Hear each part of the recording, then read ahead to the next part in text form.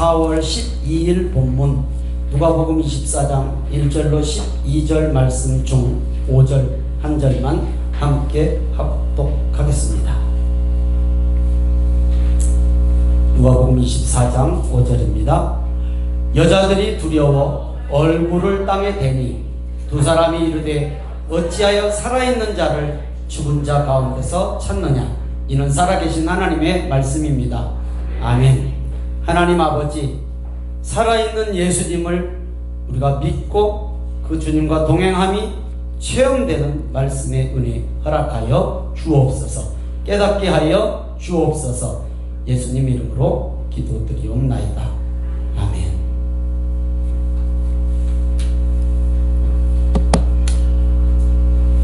저희 고향에 가면 저희 부모님 묘역이 참 공원처럼 예쁩니다.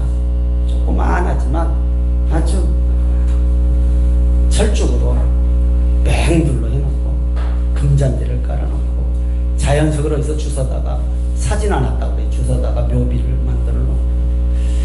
이유는요, 자식들 모두 서울에 산다고 부모님 묘 허술하게 관리하면 사람들에게 말 듣는다고 아주 우리 형님이 1년에 몇 차례씩 내려가서 아주 꽃동산을 만들어서 관리를 합니다. 또 옮긴다고 하더라고요. 그 앞에 아파트가 들어서서 동네 사람들이 자꾸 말하면 안 된다고. 안타까운 마음은 묘비명에서 나타났어요. 성경 구절 넣읍시다. 아예 아니래.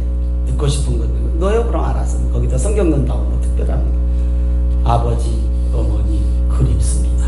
묘비명이 자기 묘비명이야. 자기 묘비명. 돌아가셨는데도 부모님 욕되게 안 하려고 하는 자식의 마음 충분히 이해할 수 있잖아요. 안식 후 첫날 새벽에 무덤을 찾았던 여인들이 그런 마음이었다고요. 안타까운 마음. 예수님 죽은 것에 대한 안타까운 마음, 딱 그거 하나예요. 장례의 어떤 절차를 다 못 밟았기 때문에 그 뒷정리 수습 예우를 좀 갖춰드리려고 향료 가지고 간 것 뿐이에요. 부활의 믿음 아직 없었어요. 이 여인들에게. 살아계신 예수님을 찾는 게 아니라 지금 뭘 찾죠? 시체 찾고 있어요. 시체. 예수님의 부활. 이 부활의 믿음은 우리 신앙의 절대적이다라는 사실을 우리는 잘 압니다. 예수님이 내 삶에 함께 하신다는 믿음이 얼마나 중요한지를 체험해야 신바람 나는 신앙생활을 할 수 있어요. 재밌다라는 거예요. 다른 말로 표현하면 실족을 안 해요. 그 체험이 없으니까 실족할 수 있어요. 누구나 가능해. 이건 항상 체험이 있다고 해서 지속이 되느냐? 아니잖아요. 우리 알다시피 다운될 수 있어요. 그러나 이 체험이 있으면 빨리 돌아와요. 하나님 앞에 절대 떠나진 않아요. 수많은 종교에도 체험이 있습니다. 병 고치는 체험이 뭐 기독교만 있습니까? 다 있어요. 어디나. 오이, 상상할 수 없는, 정말일까? 할 정도로 체험이 많은 종교에 다 있어요. 기독교만 있는 거 아니에요. 그러나 우리가 믿는 기독교, 이 예수님을 믿는 우리의 체험은, 그런 체험은 그냥 있는 거고, 누구나 다 다른 종교에도 있는 거고, 우리의 체험은 말씀 성취의 체험이어야 된다는, 말씀 성취의 체험. 그러면 그 말씀 성취의 체험이 한마디로 딱 요약한다면 부활이에요. 부활은 어느 종교에도 말하지 못해요. 부활. 이건 믿기 어려운 말씀이에요. 나와 함께 하신다는 체험이에요. 부활하신 주님이. 이것이 기독교예요. 우리가 믿는 어떤 체험이라는 게, 다른 체험도 많이 있지만 부활의 체험. 오늘 말씀을 들으시고, 그럼 나에게는 부활의 체험이 있나? 한번 점검해 보시고, 또 그런 체험이 삶에서 많아지는 은혜가 있기를 주님의 이름으로 축원합니다. 이 부활의 체험이 있기 때문에 생명을 가지는 거예요. 그래서 그 예수님 부인하지 못해서 목숨 내놓는 거예요. 믿어지기 때문에. 예수님의 십자가의 죽으심, 정말 숭고하고 위대한 죽음이시죠. 그러나 세상에도 그런 죽음은 있단 말이에요. 세상에도. 이 죽음이 우리가 믿어야 할 부분이 아니라 부활을 믿어야 된다라는 것을 꼭 기억하시기 바랍니다. 무덤에 묻히신 예수님이 아닌 부활해서 살아계신 예수님을 찾는 믿음, 그것이 믿어지는 믿음 있는 오늘 예배에 참석하신 성도님들 되시기를 다시 한번 주님의 이름으로 축원합니다. 신앙에 실족이 없기를 주님의 이름으로 축원합니다. 이게 믿음이에요. 우리가 믿는 기독교는 체험의 종교인데 부활 체험의 종교란 말이에요. 부활 체험. 체험은 성도의 신앙생활에 아주 중요해요. 아주 중요해요. 그러면 부활이 그렇게 할 수 있는 거냐고요. 지금 살아있는 우리가. 예수님이 지금 첫 열매라고 성경이 기록하고 있잖아요. 첫 열매, 예수님 부활의 첫 열매. 그런데 이게 열매가 나무처럼 1년에 한 번씩 맺으면 좋겠는데 첫 열매고 이제 두 번째 열매가 아직 안 맺었어요. 그 다음은 우리라고 성경이 분명히 기록하고 있거든요. 이거 믿어지는 은혜가 있기를 주님의 이름으로 축원합니다. 첫 번째 첫 열매의 부활은 열매는 예수님이시고 그 다음에 열매는 우리인데 이거 죽어야 부활하든지 하잖아요. 죽어야. 자, 그래도 하여튼 우리가 그 다음 열매는 맞아요. 고린도전서 15장 20절 23절 함께 읽겠습니다. 시작. 그러나 이제 그리스도께서 죽은 자 가운데서 다시 살아나사 잠자는 자들의 첫 열매가 되셨도다. 그러나 각각 자기 차례대로 되리니 먼저는 첫 열매인 그리스도요 다음에는 그가 강림하실 때에 그리스도에게 속한 자요. 믿으시면 아멘. 첫 열매는 예수님 그리스도고 다음에는 그가 강림하실 때 주님이 다시 이 땅에 심판의 주님으로 오실 때 그리스도에게 속한 자들, 믿고 구원받은 사람이 죽으면 생명의 부활로, 믿고 구원받지 못하고 죽은 자들은 심판의 부활로 부활한다는 거예요. 그러니까 아직 우리는 실제 부활을 체험할 수도 없고 주님이 오실 때까지 기다리는 수밖에 없죠. 사람은 하나님의 형상을 따라 창조되었습니다. 믿으십니까? 믿으십니까? 우리의 부활은 말씀드린 것처럼 영원한 시간 속에 딱 한 번이단 말이죠. 딱 한 번. 읽은 말씀처럼 그 첫 열매가 예수님이고 그 다음 주님이 이 땅에 오실 때 우리라고 고린도전서에 분명히 기록하고 있잖아요. 만약에 우리가 살아있을 때 주님이 심판의 주님으로 재림하시면 우리 살아있는 그대로 부활의 영광에 참여할 수 있겠죠. 이것을 다른 말로 들림받았다, 휴거했다, 뭐 이렇게 표현들을 하죠. 예. 그러나 이건 지금 현실적으로 우리가 체험할 수 있는 것은 아니에요.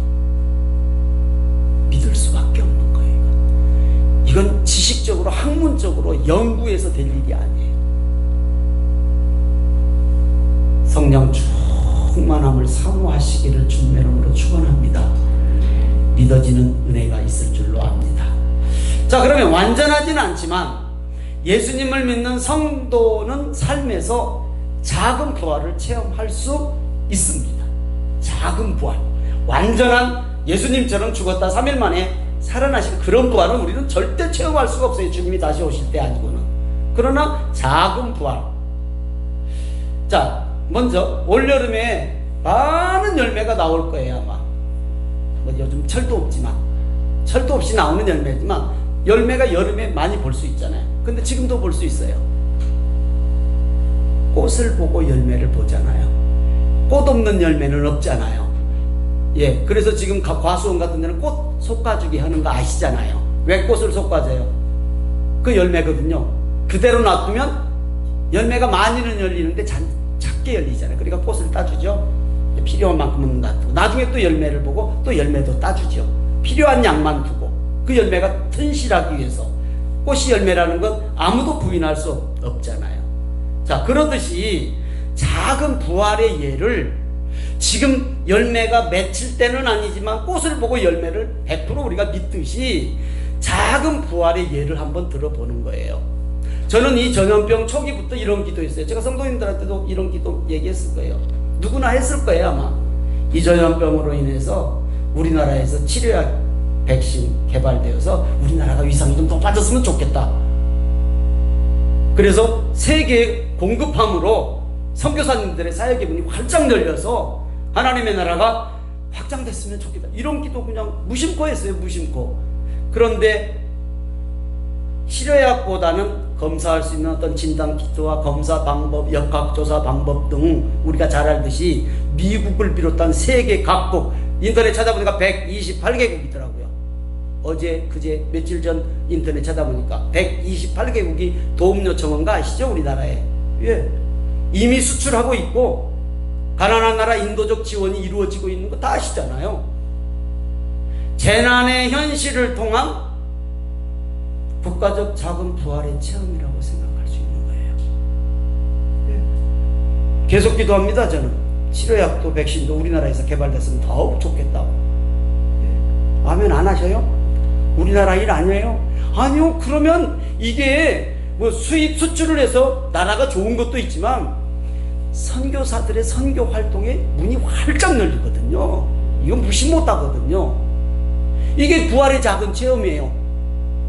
우리 죽어서 주님 오셔서 내가 부활하는 건 그때 가서 체험되어야 되고, 지금은 이보다 또 앞서서 어떤 운동 감독 한 사람으로 영향으로, 한 사람의 영향으로 어느 나라의 선교사이가 활발해진 나라 아시나요 혹시? 축구 감독 한 사람 때문에 우리 김상기 선교사님이 베트남으로 나가셔요. 준비하고 있어요. 베트남의 선교가 활발하대요. 누구 때문에? 한 사람 때문에. 그 영향 무시 못해요. 이게 뭐예요?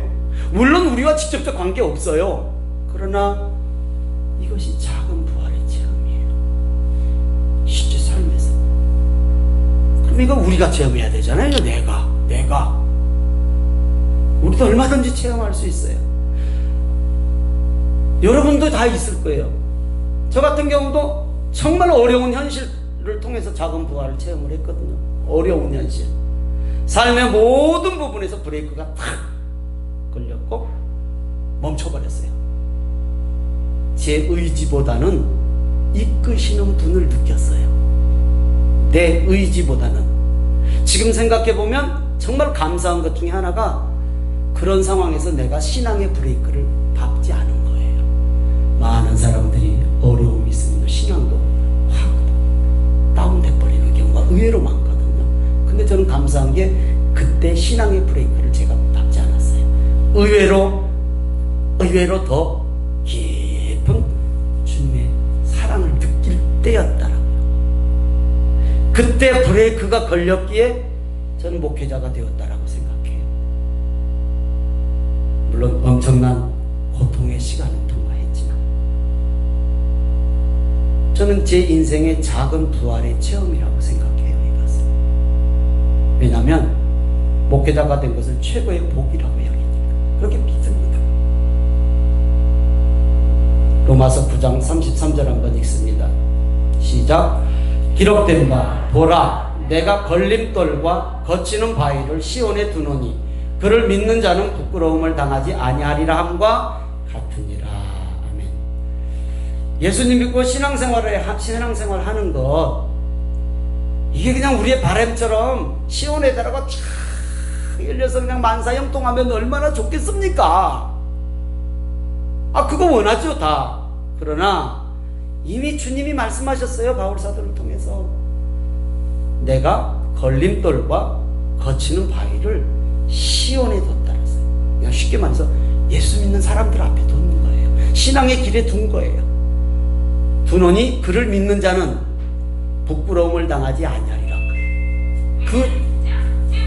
그 두신 시온의 그 대로에 걸림돌과 거치는 바위를 두신 하나님을 믿는 자는 절대 부끄러움을 당하지 아니할 것이다라고 분명히 말씀하고 있어요. 여러분, 신앙생활 하는데 여러 가지 브레이크 걸릴 때가 많아요.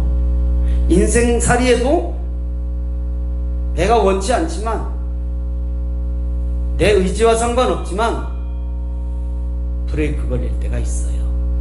그러나 절대 그 브레이크 잘 감당하면 부끄러움 당하지 않을 줄 믿습니다. 믿습니다. 우리에게 있는 걸림돌 같은 브레이크 힘들어요. 이거 쉬운 건 아니에요. 그러나 하나님께서 멈추게 하실 때는 이유가 있습니다. 아멘. 하나님께서 브레이크를 밟으실 때는 이유가 있다고요. 다. 작은 부활의 체험이 그 브레이크 상황에 있다라는 거예요. 십자가 같은 고통의 시간을 지날 때 있다라는 거예요. 그러나 우리가 주의해야 할 것도 있어요. 오늘 제목 한번 같이 합니다. 무덤가의 열심. 아니, 죽은 자 가운데서 열심히 있으면 안 된다는 얘기예요. 반면 제목이에요. 아, 무덤가에서 뭐 열심, 무덤가가 평안하고 고요하고 좋은 것은 아니죠. 무덤에서 예수님을 찾는 열심이 아니라 살아있는 우리의 삶에서, 내가 살아가는 우리의 삶에서 살아있는 예수님을 찾으시고 만나시는 복이 있기를 주님의 이름으로 축원합니다. 아마 성도님들도 개인적으로 제가 말씀드린 지금 이 작은 부활의 체험이 있을 것입니다. 당연히 있죠. 십자가의 고난 같은 삶의 현실이 있었지만 그 고난으로 인해서 더 깊게 하나님을 만나셨을 것이고 하나님과 가까워졌을 것이고 삶의 변화와 회복의 체험이 있는 분만 아멘. 예, 체험 있어요. 누구나. 내가 무심코 넘어갔을 때 다 있어요. 그것이 작은 부활인 거예요. 그것이 작은 부활. 꽃을 보고 열매를 당연히 믿듯이 열매 열릴 그 철에 가서 열매를 따는 건 그때 따지만 보고는 믿어요. 우리의 삶의 작은 부활이 그런 거다라는 걸 이해되시죠? 체험할 수 있어야 되고, 혹시 체험을 더 깊게 하시고 싶으시면 이런 마음으로 신앙생활 한번 해보세요. 하나님의 눈과 마음이 있는 곳, 그 일이 무엇인가를 찾으시고 우선 해보시라고. 우선 하나님의 눈과 마음이 머무는 곳, 분명히 하나님께서 함께 하실 줄로 믿습니다. 저는 질문 하나 할까요? 저는 요즘 미국을 위해서 기도합니다. 우리나라 위해서 당연히 기도하는 미국. 이유가 무엇일까요? 질문 하나 할게요. 김현옥 권사님, 우리나라 위해서 기도하십니까? 크게 대답하세요. 안 들려요? 그 다음에 어느 나라 기도하십니까? 호주요. 김영자 권사님, 우리나라 위해서 기도하시죠? 그 다음 나라 찝으라면 어디 나라 위해서 기도하십니까? 미국이요. 왜 그럴까요? 자식들이 거기 있거든요. 제가 미국 위해서 기도하는 게 무슨 애국이 아니에요. 내 자식 거기 사니까 그래요. 무슨 말씀을 드리고 싶냐면요, 내 자식이 거기에 있기 때문에 내 기도의 집중이 거기에 돼. 우리나라는 당연히 거기에 될 수밖에 없는 게 부모, 아버지, 부모 마음이잖아요. 당연히. 그러니까 하나님의 마음이 쏠리는 곳은 어디냐면 예수님의 흔적이 있는 곳이란 말씀입니다. 아멘. 예수님이 원하시는 예수님의 말씀을 성취하고자 애쓰는 그 하나님의 나라 백성들에게 시선이 있다는 것을 꼭 기억하시기를 주님의 이름으로 축원합니다. 하나님 아버지의 마음은 사랑하는 아들, 십자가에서 고통 가운데 죽으신 그 아들, 절대 그곳에서 마음이 떠나시지 않았어요. 그러면 우리는 그 하나님의 마음이 있는 곳, 예수님의 흔적이 있는 곳, 예수님의 말씀대로 살려고 하는 그 사람에게 하나님께서 절대 시선을 안 뗀다라는 것을 꼭 기억하시기를 주님의 이름으로 축원합니다. 예수님이 내 삶의 목적인 사람, 절대 하나님이 시선 안 돼요. 항상 그 위에 머무셔요. 이해되시면 아멘. 말씀 마칩니다. 온 세계가 어려운 시기를 지나고 있습니다. 경제까지도 삼키고 있다라는 것 다 알잖아요. 이럴 때 죽은 자 가운데서 예수님을 찾는 열심이 아니라 말씀 생활의 집중과 기도의 무릎이 튼튼해지는 열심이 저와 여러분의 있기를 주님의 이름으로 축원합니다. 신앙과 삶에서 무엇이 나를 실족하게 하는지, 나를 무엇이 실족하게 하는지 우리의 신앙의 끈을 바짝 조여 매시기를 다시 한번 주님의 이름으로 축원합니다. 작은 일이라도, 그냥 무심코 넘겨버릴 수 있는 일이라도 브레이크가 탁 걸리면 가려고 발버둥 치지 마시고 멈추세요. 멈춰요. 그리고 점검하는 거예요. 점검. 내가 할 수 있는 작은 것부터 말씀대로 순종하고 바꿔나가면 작은 부활의 체험이 있을 줄로 믿습니다. 작은 부활. 삶에서 체험하는 은혜가 있기를 기대하고 기도하기를, 체험하기를 주님의 이름으로 축원합니다. 예수님은 지금도 살아 역사